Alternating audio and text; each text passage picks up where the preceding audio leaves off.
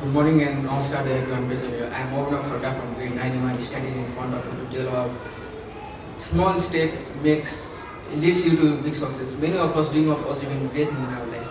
We want to be successful, achieve our goal and make our family proud. But sometimes our goals seem so big that we don't know where to begin with. The truth is that success doesn't come overnight. It begins with small steps.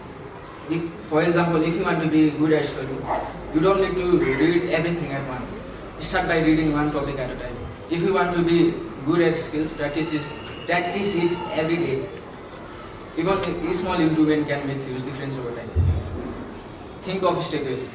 If you want to go to the top, you cannot jump and reach it directly. You need to take one step at a time to reach. So don't be afraid of starting small. What matters is